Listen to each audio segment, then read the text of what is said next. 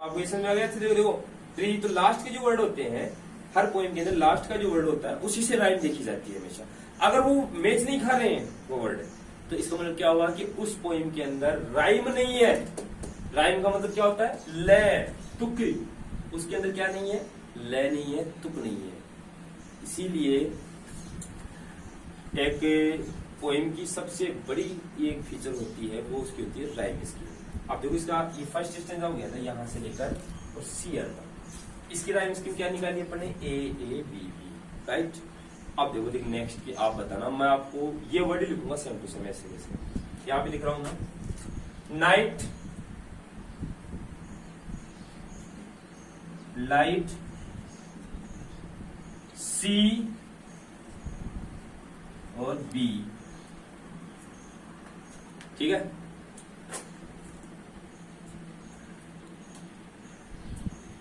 इससे पहले वाला पार्ट बच गया एक डे और मे का। ये यहां से स्टार्ट है, ये स्टेंजा डे, मे, नाइट, लाइट, सी और बी। दूसरा स्टेंजा सेकंड स्टेंजा यहीं से स्टार्ट है। पहला स्टेंजा हो गया यहाँ पर, यहां से लेके यहां तक। अब देखो डे में एबीसीडी आती है सबको? आती है, अच्छी बात है। अब एबीसीडी जो आती है उसमें देखो ए ए बी बी, ये तो पता चल गया आपको कि ए के बाद में बी आया क्योंकि दोनों की देखो साउंड अलग अलग है, ट्री का और ईयर का। अब दोनों का साउंड मैच खा रहा था, ट्री का और बी का, तो ए लिखा आपने, राइट। अब ईयर का और सीयर का साउंड अलग है तो ए के बाद में क्या आता है? बी, तो यहां पर बी लिख दिया आपने। अब थर्ड पॉइंट डे, देखो डे। अब डे का साउंड इन दोनों से मैच खा रहा है क्या? वो तो नहीं खा रहा है बिल्कुल, तो अपन यहां पे क्या लिखेंगे? सी, डे में सी सी। अब नाइट, लाइट, राइट, तो सी के बाद में क्या आता है? डी, यहां पे क्या लिखेंगे? D D. अब सी और बी, अब ये जो सी और बी है इसमें देखो जस्ट अपने जो फर्स्ट लाइन थी उसी का राइम आ गया, आ गया। अब वैसे भी अपन देखें ना तो देखो 4 lines stanza, right. A A B B, C C D D, ठीक है। अब 2 लाइन जो लास्ट की है इसमें ओनली 4 प्लस 4 प्लस 2, ये 2 लाइन्स का क्या है इसमें? कपलेट। कपलेट को क्या कहते हैं? दोहा, ध्यान रखना। तो इसमें टोटल लाइन है आपकी 4 प्लस 4 प्लस 2, 10 लाइन इसमें। तो सी सी, इसमें वापस वो ए आ गया क्योंकि देखो सी ट्री, बी बी, तो ए ये लास्ट में आ गया। तो इसकी राइम इसकी अगर पूरे की लेके चलेगा पढ़ तो आपको अगर 2 नंबर का कोई सा भी क्वेश्चन पुट आउट करता है इस पोइम के अंदर, नोबल नेचर की पोइम में आपको 2 नंबर्स का अगर कोई सा भी क्वेश्चन पुट आउट करता है तो आप उस क्वेश्चन के अंदर लास्ट में जब क्वेश्चन का आपको क्वेश्चन पूछा है आपको वो क्वेश्चन आप लिख दो तो उसके लास्ट में आपको ये लाइन लिख के आनी है बेटा, the rhyme scheme of this poem is A B B, और आगे का लिखो तो ये एजोविस A B B C C D D, right. तो ये हो गया आपका राइम स्कीम का। कहने का मतलब मैं दोबारा फिर रिपीट कर रहा हूं, आपके पोइम है 5 पोइम है और 5 पोइम के अंदर आपके जो पोइम है उसमें 4 नंबर का तो आएगा एक स्टेंजा। क्या आएगा? आपके स्टेंजा आएगा। स्टेंजा को जानते हो? पद्यांश, एक छोटा सा स्टेंजा जिसको अपन कहते हैं एक अवतरण कहते हैं ना, अवतरण, पोइम का अवतरण वो। और 6 नंबर के आएंगे आपके 3 क्वेश्चन, जो कितने नंबर के होंगे? 2। Each question will be 2 marks. कितने नंबर का होगा? 2 नंबर का। तो 2 2 2, ठीक है। अब ये 2 नंबर का जो क्वेश्चन आता है वो आपकी कई बार थीम का पूछ लेता है। अगर आपको जनरली एंड स्पेशली दोनों ही कहूंगा मैं, थीम का क्वेश्चन पूछता है तो आपको लास्ट के अंदर जब आपका क्वेश्चन खत्म होने को हो तो लास्ट की लाइन आपको ये लिख के आनी है, दैट इज फन, राइट। अब अपन दूसरा टॉपिक लेते हैं, राइम स्कीम का हो गया।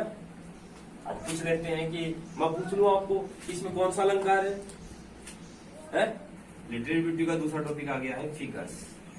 फिगर, अब बच्चे फिगर का मीन्स अपनी बॉडिकल फिटनेस तो खेल लेते हैं और होता भी है,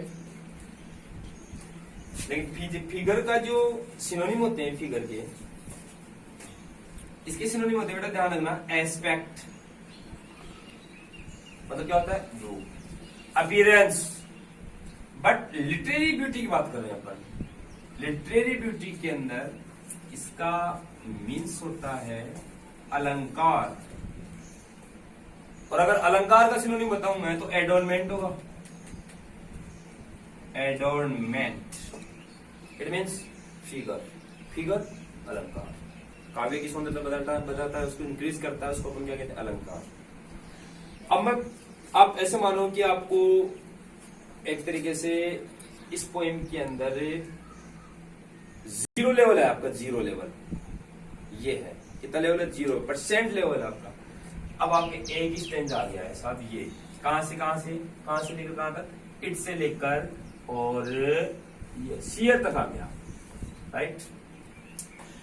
अब आपको मान लीजिए कुछ अलंकार ऐसे होते हैं जो आपको दे देते हैं और आप उसके अंदर समझ नहीं पाते हो, तो सेम टू सेम आपको एक चीज ही नोटिस करनी है कि आपको है ना, जो एक ऐसे मान लेना आप कि आप हिंदी लैंग्वेज को ही आप अपनी जो मदर टंग है उस मदर टंग को पढ़ रहे हो आप, तो आपको अलंकार को सेम टू सेम ओके वही है। ऐसे मान लेना कि इसमें ट्रांसलेशन किया हुआ है इंग्लिश में, जैसे देखो मैं फर्स्ट फिगर का यूज करता हूँ और ये आपके सिलेबस में भी है, एलिटरेशन, और इस पोएम के अंदर मोस्टली यूज हुआ है, ध्यान रखना, एलिटरेशन फिगर। और एलिटरेशन फिगर को अपन कहते हैं कौन सा अलंकार, अनुप्रास अलंकार। अनुप्रास अलंकार नाम सुना है? जैसे मैं एक वर्ड बोलता हूँ हिंदी के अंदर, जैसे भगवान ने भक्तों की भयंकर पूरी भीति भगाई, कौन सा वर्ड रिपीट हुआ इसके अंदर, भय word, right. Same to same English के अंदर भी वैसे के वैसे ही है। मैंने आपको ये पोएम क्यों लिखी है स्टार्टिंग में, पोएम तो बाद में पढ़ाऊंगा, अभी पोएम नहीं पढ़ा रहा हूं मैं, अभी तो आपको क्या बता रहा हूं मैं, लिटरेरी ब्यूटी। अब लिटरेरी ब्यूटी का मतलब क्या है, ये जो स्टेंजा है इसके अंदर से आप ये चेक करो कि कौन सा वर्ड क्या रिपीट हुआ। एलिटरेशन फिगर का मतलब क्या होता है, मैं आपको इसका लिख देता हूं, डेफिनेशन क्या है इसकी, टू रिपीट द वर्ड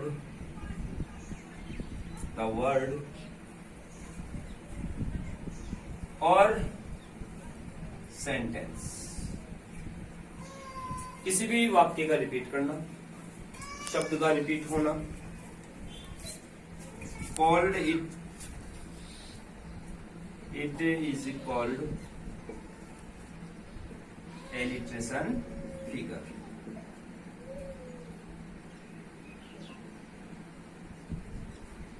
जैसे देखो सेकंड लाइन है, मेक मैन बेटर बी, देखो मेक, मैं आपकी पोएम में से ले रहा हूं, बिसाइड्स जो एग्जांपल्स होंगे वो लिखूंगा साथ में पोएम्स का भी। मेक मैन बेटर और बी, कौन सी वर्ड रिपीट हुए, एम और बी। आपको पता है, इतना तो आप ही जानते हो अच्छे तरीके से, आप कोई एक मेरे ख्याल जितने डल बच्चे भी नहीं हो, इसमें देखो कौन सा वर्ड रिपीट हो रहा है, मेक और man, M M, better B, B B, तो एम और बी, तो रिपीट हुआ तो कौन सा अलंकार हुआ इसमें, अनुप्रास अलंकार, एलिटरेशन फिगर। एक वो बहुत सारे हैं इसके, जैसे my life is short and sweet, short and sweet, कौन सा वर्ड रिपीट हुआ, एस हुआ। एक मैं बोल दूं, द वर्ल्ड इज फुल फेदम फाइन, फुल फेदम फाइन, एपर रिपीट हुआ।